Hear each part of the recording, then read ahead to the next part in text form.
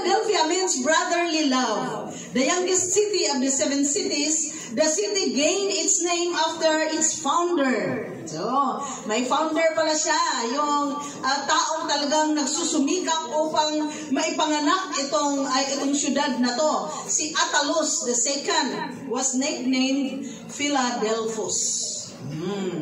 It was a prosperous city.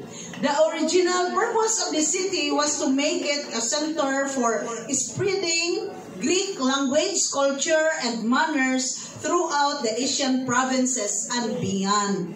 Okay, so itong pinaka-purpose ng founder dito sa syudad na to or sa city na to ay upang pamalas nila ang culture ng Greek.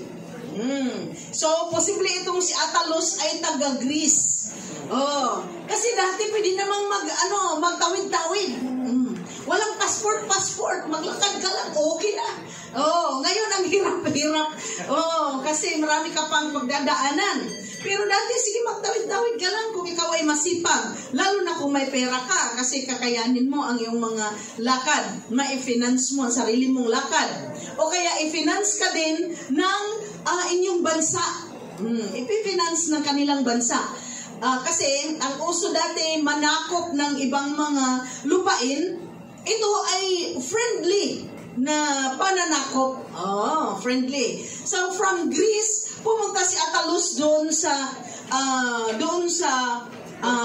Asia Minor, or ngayon tawagin ay Turkey. Pagkatapos doon siya nag-umpisang gumawa ng syudad, ng city na tinatawag after his nickname na Philadelphus. So, nagiging Philadelphia.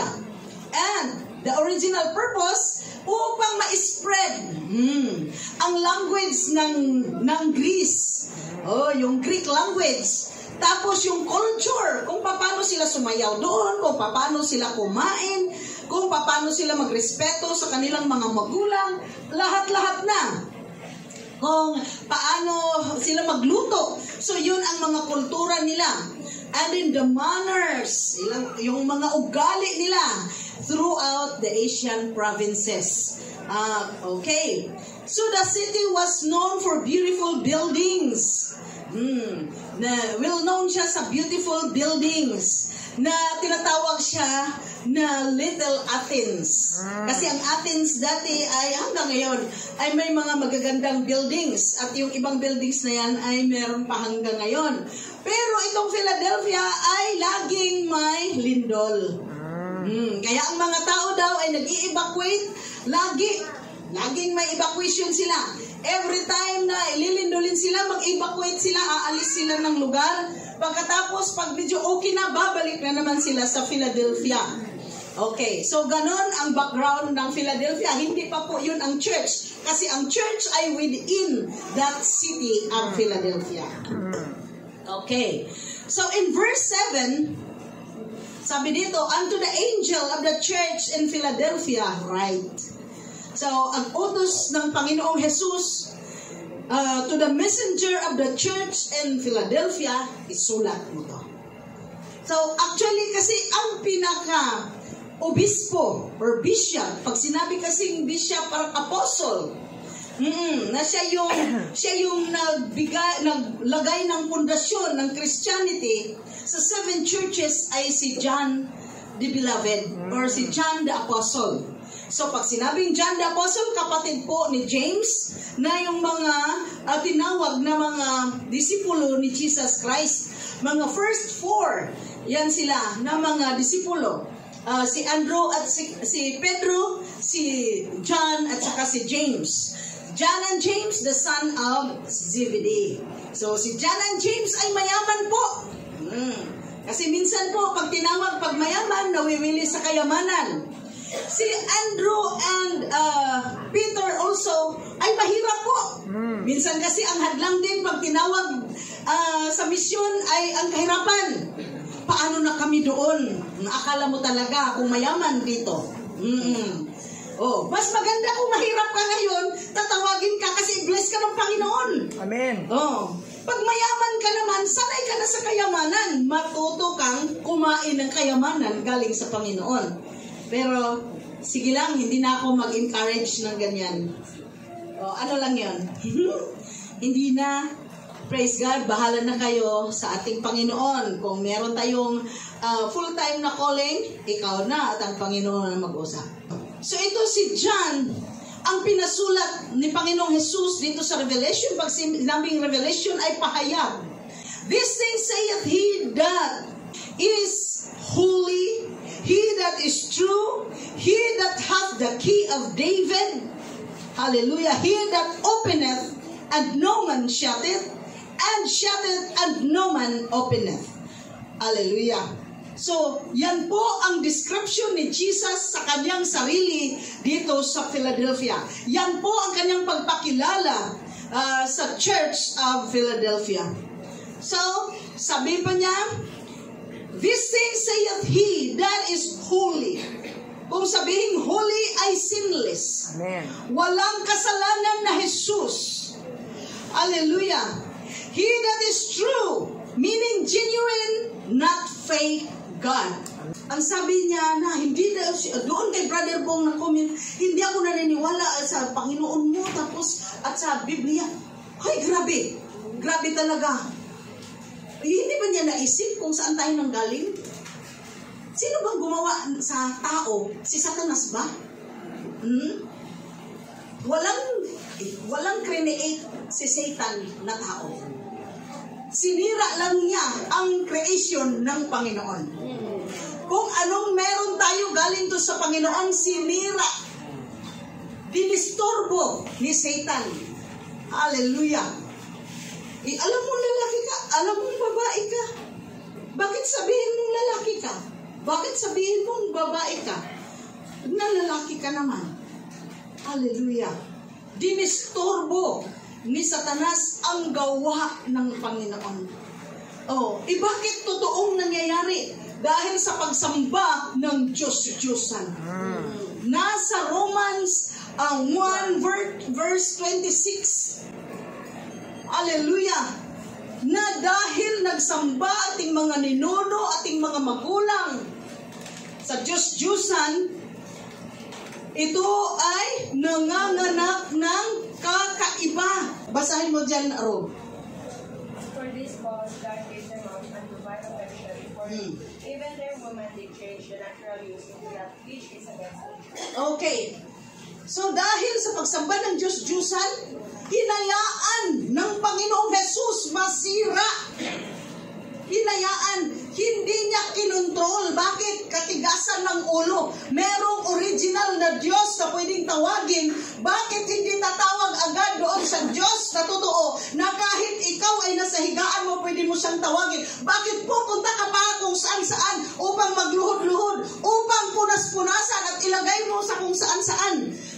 Kaya tuloy, nagkanda sira-sira ang plano ng Panginoon sa tao. So yan ang resulta. Ngayon, dahil namatay si Jesus Christ sa cross ng Kalbaryo upang tayo ay maligtas at iligtas tayo sa mga sitwasyon na mga ganon.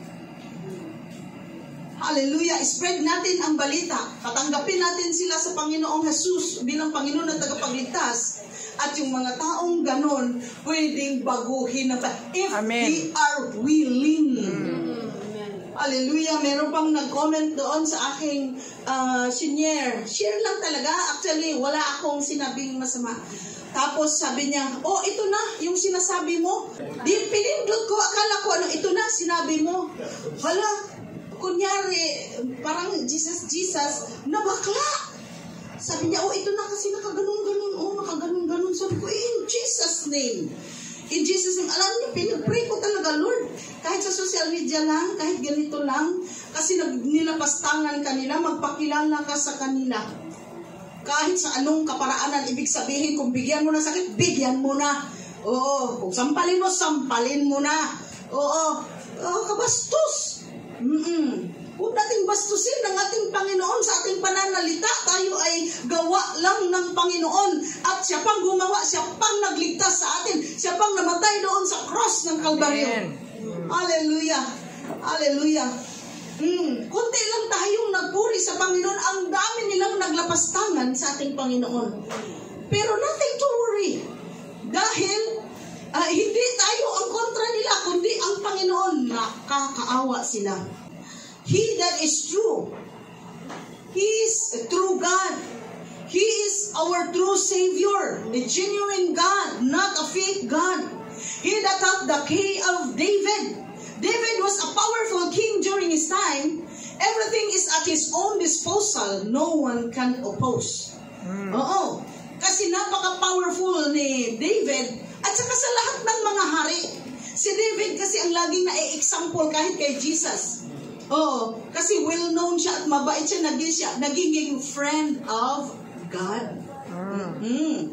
Hallelujah. At saka naging a heart of a man after God's heart. A man after God's heart. Kaya siya hindi si Solomon ang laging matatawag, kundi si David. Hindi din si Moses. Jesus, the son of David, hindi Jesus, the son of Moses. Ibig sabihin doon, lineage. Hindi po siya anak ni David, Panginoon po siya. Lineage lang sa tribe of Judah. Hallelujah. Okay. Dahil napaka-powerful ni David, wala pong makaka-oppose, wala pong makakasira sa kanyang mga plano. Kahit pa na dapat sa kanang kultura na ang susunod pagkahari ay ang pinaka-panganay, pero hindi ang panganay ang binigyan. Doon tuloy kay Solomon. Si Solomon ay hindi po panganay, anak po noong ni Bathsheba. At ibalik ko sa atin ha, si Bathsheba po ay hindi masamang babae.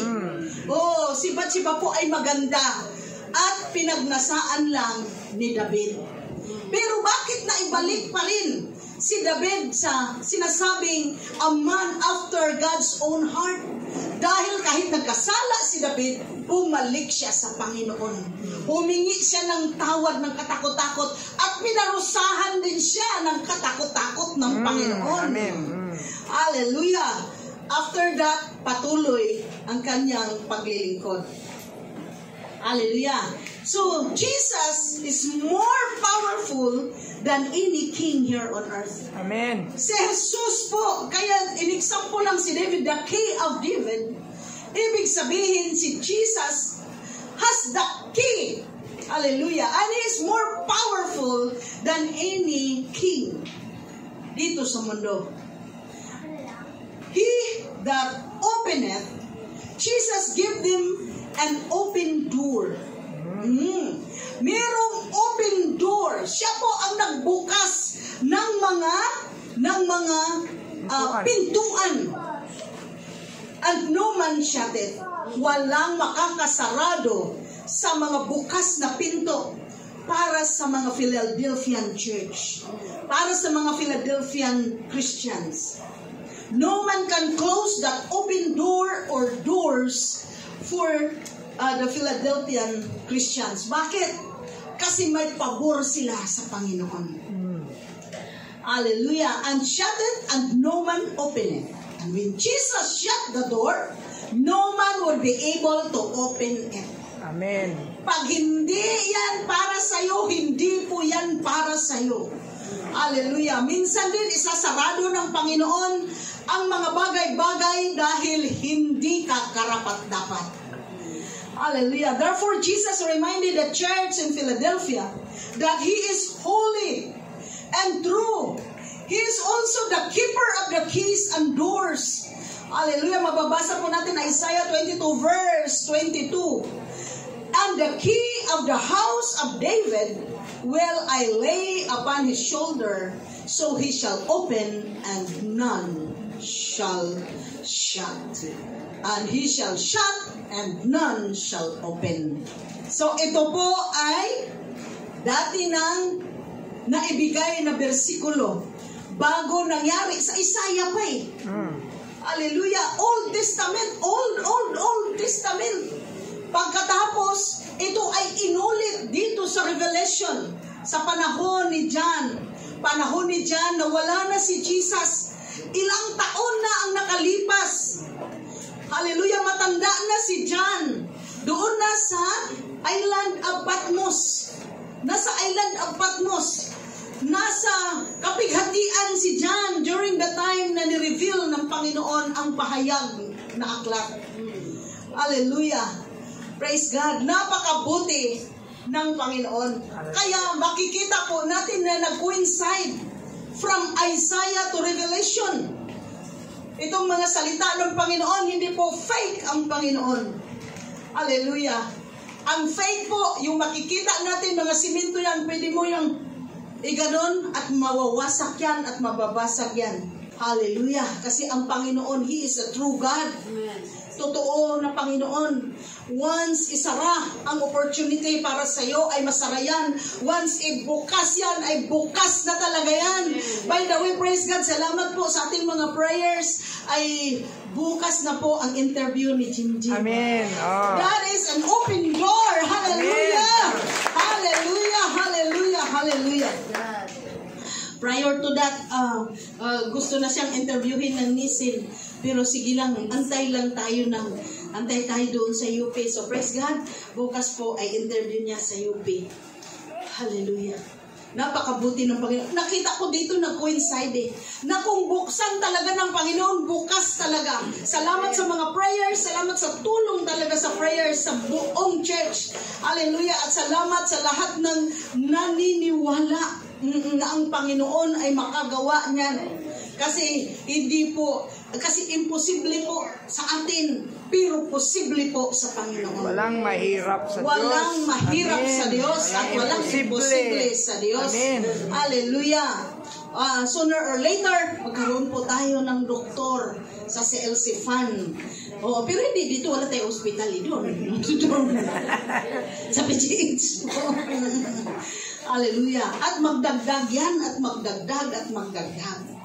By God's grace. Hallelujah. Okay. Verse 8. I know thy works. Sabi ng Panginoon. Kasi yung ating diniscuss kanina ay yun ang introduction or pagpakilala ng Panginoong Jesus sa kanyang sarili doon sa church sa Philadelphia. Na siya ay hindi fake, siya po ay holy. So ganun din ang pagpakilala ni Panginoong Jesus sa atin, Amen. Sa ating lahat at sa buong sanlibutan. Ako ay banal, sabi ng Panginoon. At ako ay totoo. Bakit mapapalitan ng Diyos-Diyosan ang totoong Diyos? Hallelujah. Hallelujah. So, I know thy works. Dahil siya ay totoo, dahil siya ay buhay na Diyos, alam niya kung anong pinaggagawa ng church. Alam niya kung anong pinaggagawa ng tao. Jesus has the records in heaven. Nothing is hidden before God. Amen. Walang imposible sa Diyos at wala ding nakatago. Lahat ng katago-tago natin. Mga katago-tago nating text, hindi po yan nakatago sa Panginoon. Amen. Hallelujah. The Philadelphian church had served God well in difficult circumstances. Sa totoo lang, ang Philadelphia church ay para sa Panginoon, wala siyang ikasaway. Walang bahid na church. Tuwang-tuwa si Panginoong Jesus. Hindi katulad ng mga nakaraang ating mga naistadihan na sabi, I have something against you. I have few things against you. Sabi niyang ganon. Hallelujah. Kayo ay buhay pero patay kayo. Yung last week natin. You have left your first love. Pero dito, wala siya talagang bahid na church sa kasalanan. I have set before thee an open door dahil walang bahid ng kasalanan. Si Jesus mismo ang nagbibigay ng open door. And no man can shut it. Meaning Jesus had set an open opportunity in sharing the gospel to the people in Philadelphia. So yun, opportunity natin. Hallelujah, na makashare ng Word of God ay galing yan sa Panginoon. Gawin natin banal yan. Banal yan. Banal po. Kawawa lang ang mga tao kasi ayaw makinig. Kawawa lang ang mga tao kasi akala nila religion ang kanilang tinitingnan sa atin. Kasi pagdating ng araw, lahat ng pangarap natin, i-bless tayo ng Panginoon pag tayo ay hindi matigas. Kasi itong Philadelphian church ay kaya sila blessed Dahil mabait sila sa Panginoon. Amen. Merong 3 reasons mamaya. So Jesus opened the door for the Christians to spread the culture of His kingdom through the whole region and beyond. So kung ano yung purpose noong founder ng Philadelphia, may mas magandang purpose ang Panginoon sa Philadelphia. So, inopen niya yung opportunity, yung pinakapinto para sa mga Christian sa Philadelphia upang kumalat ang culture of God's kingdom. Ano yung culture of God's kingdom? Marunong magsamba sa Diyos. That's our culture. Amen. Tingnan nyo yung pagsamba natin dito. Di ba parehas lang doon sa Amerika? O parehas na parehas. That's the culture of God. Hallelujah. Na binigay niya sa atin. Masambahin. Oftentimes, Jesus sets an opportunity in front of us, but we don't see it. Maraming bisis na mayroong opportunity binigay ng Panginoon sa atin pero hindi natin nakita. Example, meron ako nakuhang example. A man once came to Spurgeon. Spurgeon was an evangelist, a great evangelist, and asked how he could win others to Jesus. Spurgeon asked, "What are you? What do you do?" Sabi ng tao, "I am an engine driver on a train." Then said Spurgeon, sabi ni Spurgeon, "Is the man who shovels coals on your train a Christian?" Sabi nung taong nagtanong kung paano daw siya makashare ng gospel sa ibang tao. The man answered, "I don't know." Sabi ni Spurgeon, "Go back. Balik ka doon sa train mo. And then, tanungin mo siya kung Christian ba siya. Pagkatapos, umpisahan mo siya na i-win sa Panginoon." Kaya yun ang example. Kung gusto natin ng opportunity, na makapag-share ng Word of God, baka gusto natin doon sa ibang bansa agad. Hallelujah. Pero dito, hindi pa tayo marunong mag-share ng Word of God. Pag hindi po tayo marunong dito, aywan ko kung marunong ka ba sa ibang bansa. Pag wala po tayong na-disciple dito, aywan ko kung nag-disciple ka sa ibang bansa. Hallelujah. Kaya sabi ni Spurgeon, start kung nasaan ka. Umpisahan mo ngayon kung nasaan ka. Kasi ang tao pag gusto, may maraming paraan. Pag ayaw, may maraming dahilan. Hallelujah. Sana lahat po ay nakinig. Amen. So, mga open doors para sa atin, open doors for the gospel. Grab natin yung opportunity. Open doors for business opportunity. Hallelujah! Ipag-pray natin na meron tayong open doors na makashare ng Word of God. Para sa mga businessmen and women, pag-pray natin na meron tayong business opportunities na buksan ng Panginoon. Kasi minsan mag-invest ka, mawawala lang ang puhunan mo pag hindi galing sa Panginoon. For a good job opportunity na magkaroon ng open door. An open door in other country. Kung gusto mong lumipat sa ibang bansa, you pray that Jesus will give you that open door. Jesus is the giver of open door for you to enter in. And Jesus is the one who shuts the door also if it's a no. Kaya praise God, we believe na pinaabot si Jim sa last step na to eh. Dahil ang Panginoon ay nagbukas ng door sa atin. By God's grace, by God's grace. So unti-unti talaga, open door. Once buksan ng Panginoon, umpisahan niyang buksan hanggang talaga katapusan, bukas po yan para sa iyo. Amen. Hallelujah. Kaya pray for your open doors. Amen. Hallelujah. Paano natin malaman na meron tayong open door kung wala din tayong plano? Kailangan meron din tayong plano. Kailangan meron din tayong desire kung anong gagawin natin upang yan ay hingin natin sa Panginoon. Hallelujah. Lumapit po tayo kay Jesus dahil siya po ang may bitbit ng susi ng ating pangangailangan. Siya po, may pera o wala, may pangangailangan po tayo. Pag may pera, sakit at karamdaman naman ang kontra. Pag walang pera, minsan nagkakasakit din naman yung walang pera. Pero kalimitan, hindi yung sakit ang iniinda. Yung bigas. Bigas. Ewan ko, kamura-mura ng bigas kung isipin, no? Pero grabe talagang hirap ng bigas makuha pag tayo ay naghihirap. Hallelujah. Imagine kayong bukang bibig natin, wala po kaming bigas. Hallelujah. Pero pag may pera, wala po kaming kagalingan. Kaya lumapit po tayo kay Panginoong Jesus. He has the key. Amen. Hallelujah. Hallelujah sa ating mga pangangailangan. Ang ating pagpunta po dito sa church ay ang kaparaanan na makalapit po tayo sa Panginoon. Amen. Bakit?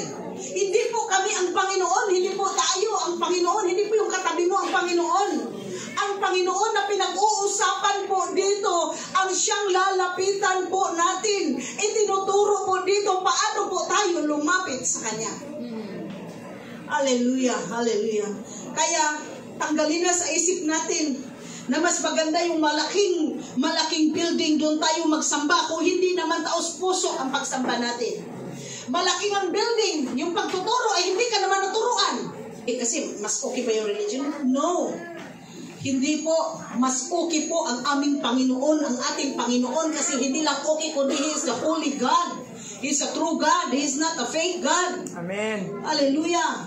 He can answer all your prayers. Hallelujah, yes, Jesus. Sabi dito, sa Matthew 11:28-30, come unto me, ye that labor and are heavy laden. Lumapit po kayong lahat na nabibigatan. Hallelujah, at napapagal. At bibigyan ko kayo ng kapahingahan.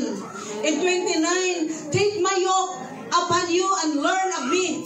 Habang lumapit ka sa Panginoon, ibibigay ng Panginoon ang kanyang pamatok sa iyo upang matuto ka kung sino si Jesus. Hindi yung lalapit lang upang gumaling. Pag gumaling na, uuwi, hindi na babalik. Ay, hindi po ganyan ang plano ng Panginoon. Lumapit ka sa Kanya, ikaw na napapagal at nabibigatan, dahil ibibigay ko sa iyo ang pamatok ko at doon ka matututo sa akin. Hallelujah. Gusto ng Panginoon matututo ka. Hindi gusto ng Panginoon kung ano lang yung makuha mo. Napaka-selfish. Gusto ng Panginoon na pumunta ka sa Kanya upang matuto ka and embrace the teaching of Jesus Christ and embrace Jesus Christ Himself. Hallelujah. For I am meek and lowly in heart. Dahil napakaamo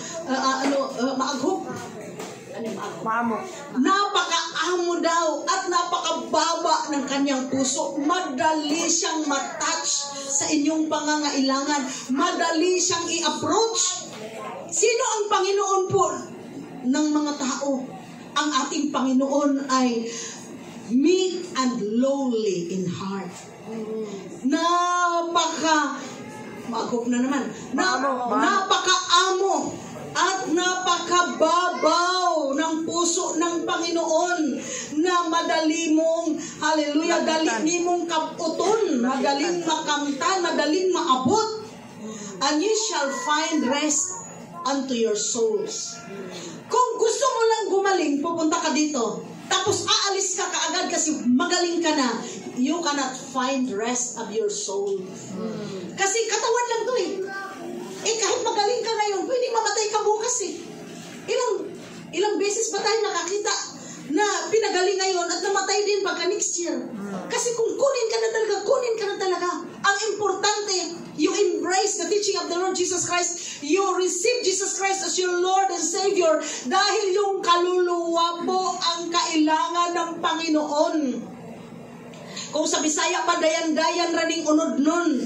And you shall find rest unto your souls. Yung kaluluwa talaga ang gusto ng Panginoon. Hallelujah. For my yoke is easy and my burden is light.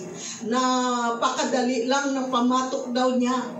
Hallelujah. Ang mga burdens na ibibigay ng Panginoon sa Panginoon ay napakagaang para sa atin. Pero kung si Satan ang magbigay sa atin ng burdens, nako, mabibigatan ka, ihahatid ka sa impyerno.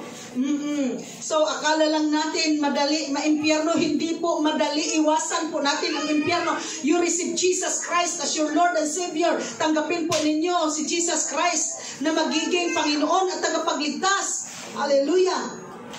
Upang maiwas tayo sa impyerno. Ang impyerno po ay puno ng apoy, puno ng daga, ng ipis, ng ahas, ng baho. Hallelujah. Ng mga kaluluwang nagmumura. At wala doon si Jesus. Ngayon pa lang, huwag mong ilagay ang iyong kaluluwa doon. You decide now that your soul will go to heaven because you receive Jesus Christ as your Lord and Savior. So now, nandito po ang tatlong rason kung bakit binigyan sila ng open doors ng Panginoon. For thou hast a little strength. Hindi po.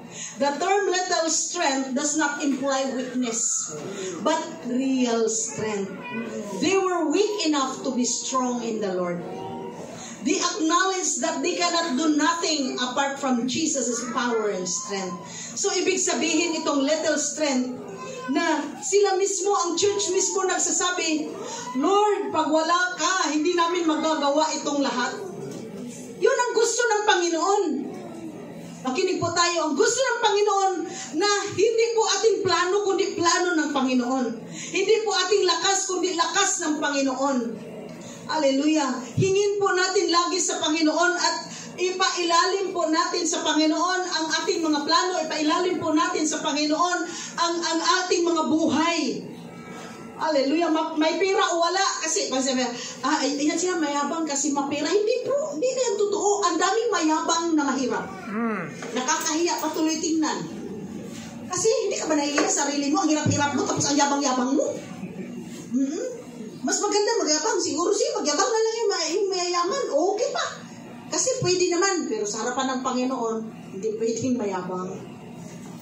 Hindi po pwedeng mayabang. Kaya, kung ano man yung katayuan natin, bawal magyabang.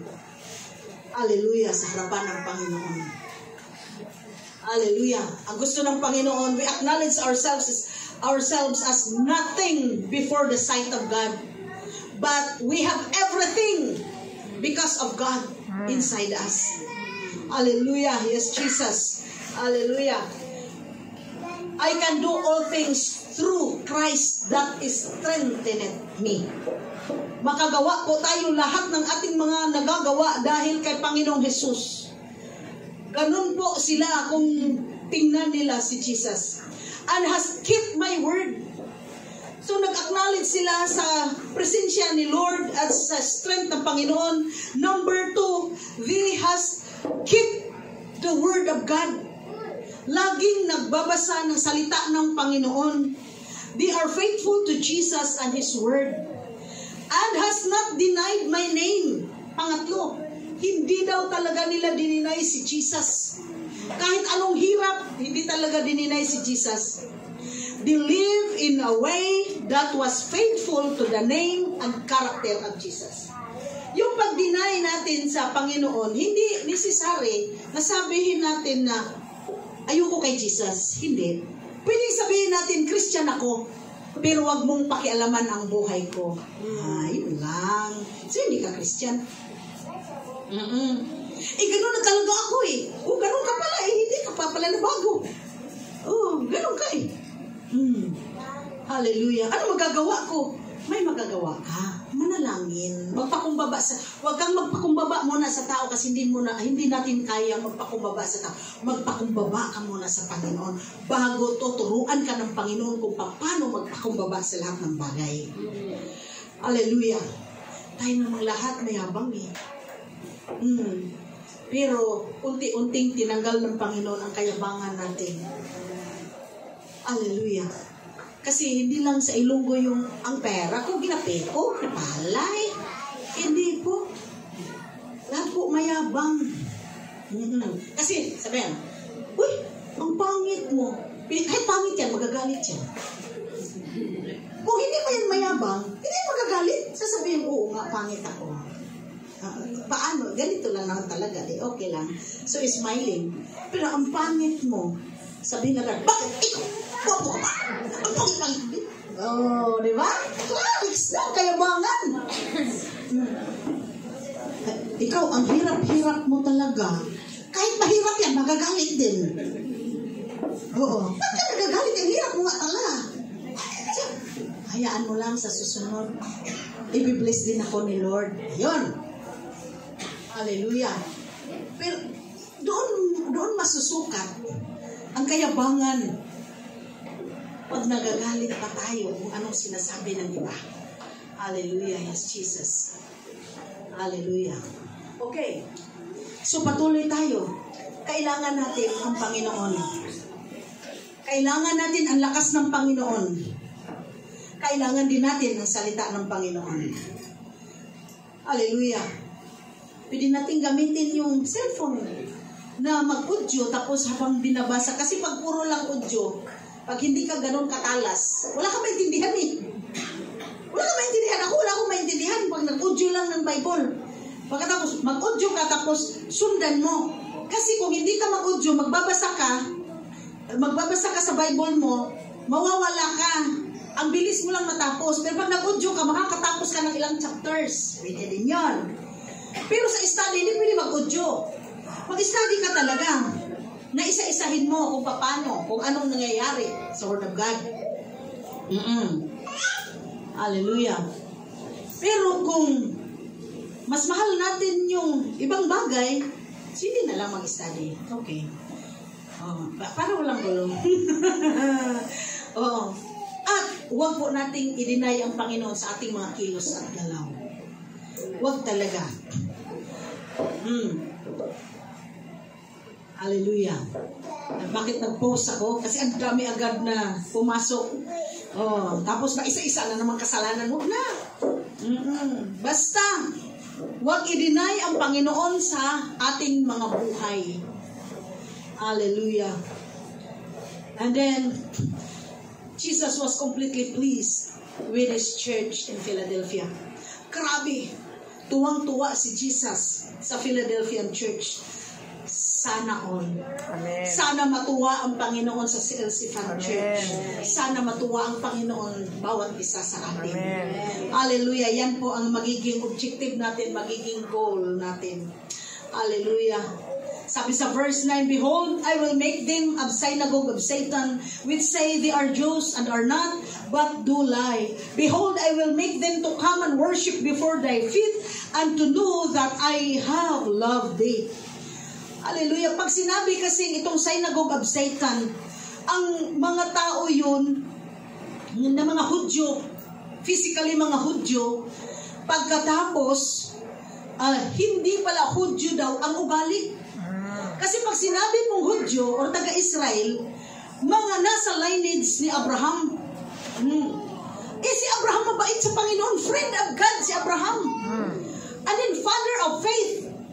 Bakit sabihin mong Hudyo ka at hindi ka katulad kay Abraham? Yun ang ibig sabihin. But they are the synagogue of Satan. Nasa templo sila ni Satan. Hallelujah. Hallelujah.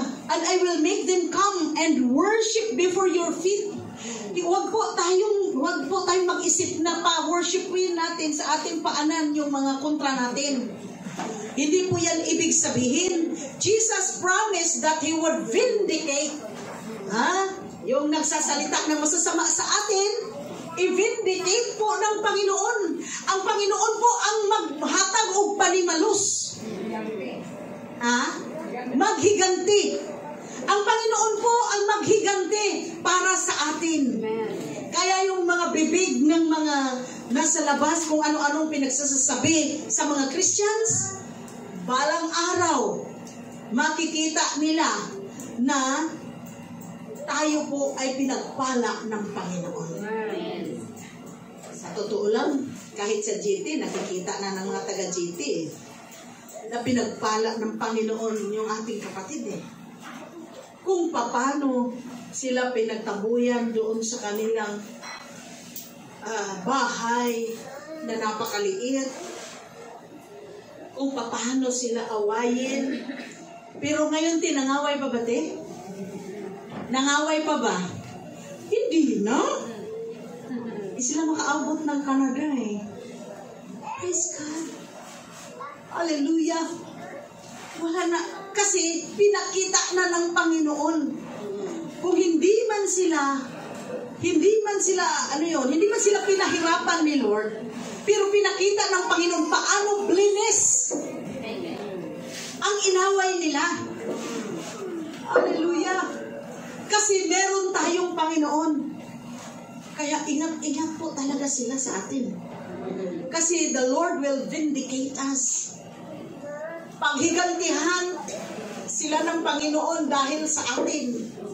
Yun nga mga tao na nag-isip sa akin na medyo baliw-baliw na nga kasi nag-born again, pastora pa. Doon sa way back in Leyte. Professional naman sana, mga ganyan-ganyan. Galing pa ng vis. Ay, vis ka? Parang ganun. Pagkatapos, mag-mission-mission. Maglakad-lakad sa daan. Mag-share-share ng Word of God. Kawawa naman to si Nelly.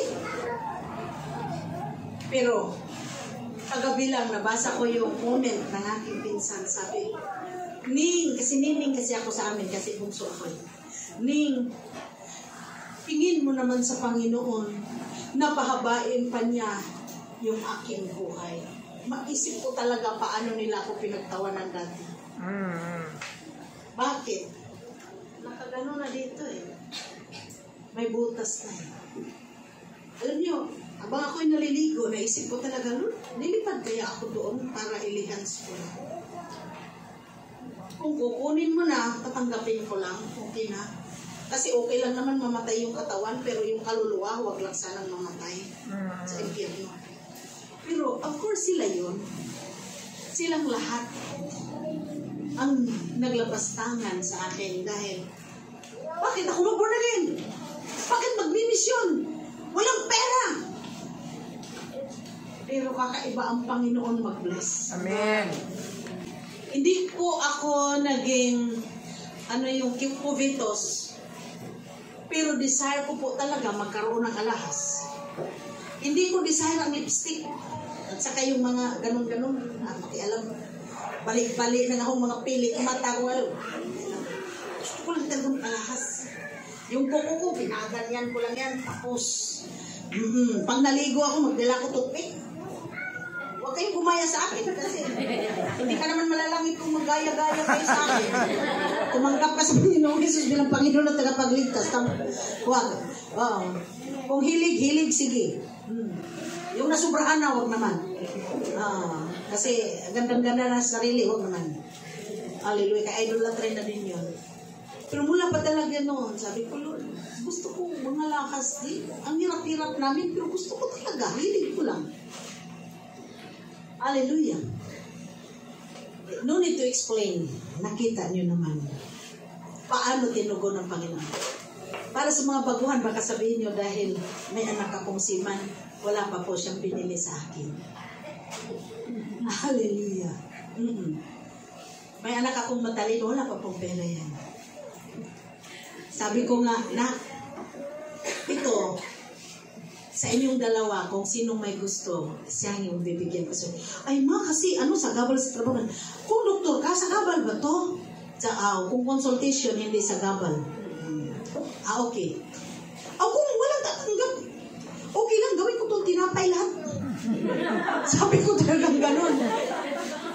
Sabi ko talaga kahapon, gawin ko itong tinapay lahat na.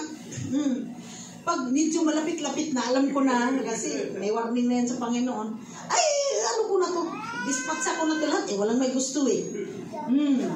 Ako lang pala may gusto eh. Lipat-lipat ko to. Sakay-sakay ko ko sa ticket.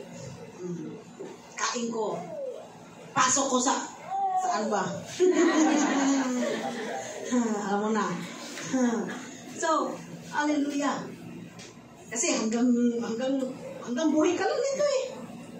Ibig sabihin, yung sinasabi nila na, uy, kawawa ka naman.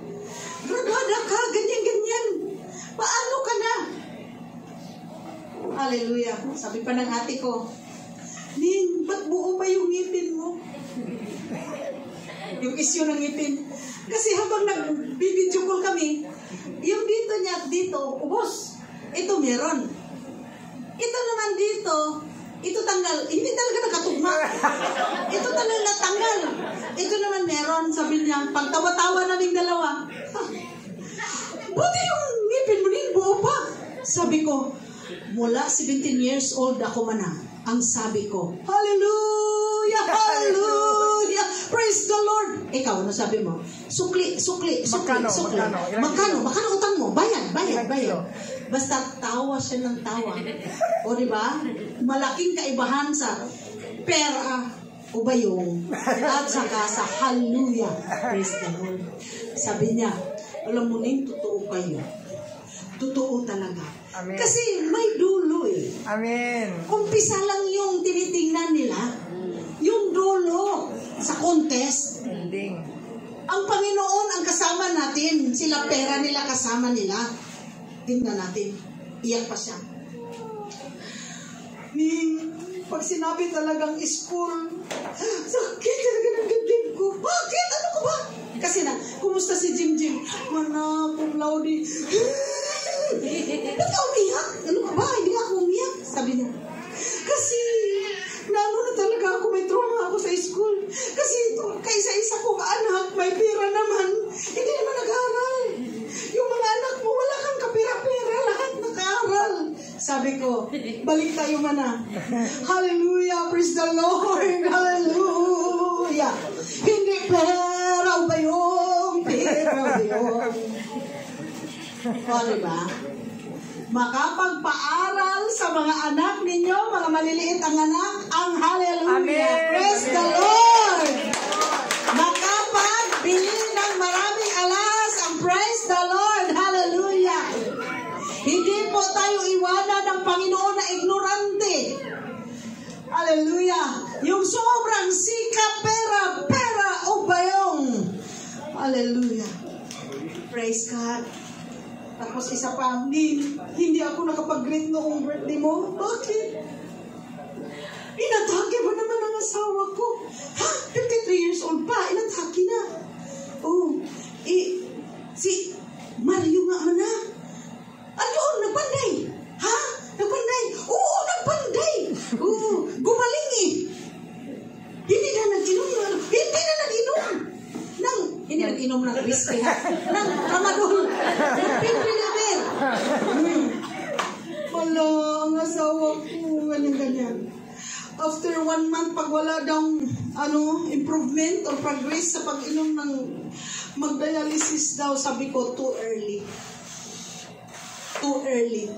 Balik tayo sa hallelujah. Praise the Lord. Nakapagpagaling ang hallelujah, praise the Lord. Kaya huwag natin basta-bastahin ang gahom sa atong Ginoong Jesucristo. God is powerful. He is holy and He is true. He is a true and genuine God. Hallelujah. Wala kang pera, bigyan ka ng pera. Wala kang alas, bigyan ka ng alas. Maraming kaparaanan ng Panginoon. Dahil God will give you wisdom, will give you understanding, will give you knowledge. So sabi ko, Pastora, cash mo ba yan lahat? Hindi, wisdom. Wisdom po. Kayong dalawa ni Desida, oo, wisdom. Kasi kaming dalawa ni Desida, nagsabot-sabot kanunay. Hallelujah. Sooner or later, terno kami nito eh. Praise God. Wisdom lang yun. May pera ka ba sa bulsa? Sa ngayon wala. Pinadala ka ba? Wala pa! Wala pang 1 year, wala pang 1 month eh. At hindi kasya yun. Glorify your holy name. Hallelujah. Not by might nor by power, but by the Spirit, says the Lord of hosts. Hindi ko natapusin. Next week na. Hallelujah. Tayo po ay tumayo lahat. Hallelujah. Glorify your holy name, O Lord Jesus. Lord, you are holy. You are true, O God. Hallelujah. Lahat ng naglapastangan sa iyo, Panginoon. Ikaw po, Panginoon, ang makipaglaban sa kanila, Lord God. At ipakita mo sa kanila, Panginoon. Hallelujah. Hallelujah. That you love us, Lord God. Minahal mo ang lahat ng mga tumatawag sa iyo. Minahal mo ang mga anak mo na tumanggap sa iyo bilang Panginoon at tagapagligtas, Panginoon. Ang lahat ng taong umayaw sa iyo at naglapastangan sa mga anak mo, Panginoon. Ang sabi mo dito sa inyong salita, O Lord God, hallelujah, they will come unto our feet and worship us. Actually, they are not going to worship us, but they are going to see us blessed, O Lord God. Hallelujah. Amen. Hallelujah. Oh, blessed be your holy name, O Lord Jesus. Glorify your holy name, O Lord God. You deserve all the Oh, Jesus is Lord. Jesus is Lord, O Lord God. Yung mga hindi pa po tumanggap sa Panginoon, inulit-ulit po yan dito. Tanggapin niyo po ang Panginoong Jesus bilang Panginoon at tagapagligtas sa pamagitan ng panalangin. Pwede ka, kung pag-uwi niyo na sa bahay, you secretly pray and receive Jesus. Panginoong Jesus, tinatanggap kita bilang Panginoon at tagapagligtas ng aking kaluluwa. Dagdagan mo ng aking buhay, ng aking puso, ng aking katawan, Lord God. Pero ang importante doon ang ating kaligtasan ng kaluluwa at ang iyong pangalan ay isulat doon sa aklat ng buhay. Hallelujah. Kasi ang mga hindi nakasulat sa aklat ng buhay ay hindi po maliligtas at silang lahat po ay itapon doon sa dagat-dagatang apoy ng impyerno. Oh, yakam barada sakal larabala karada sikia karabarbay. Thank you, Jesus. Hallelujah, yes, Jesus, oh Lord God. Hallelujah, hallelujah. Awitin natin ang ibig mo kay ganda. Hallelujah, yes, Jesus.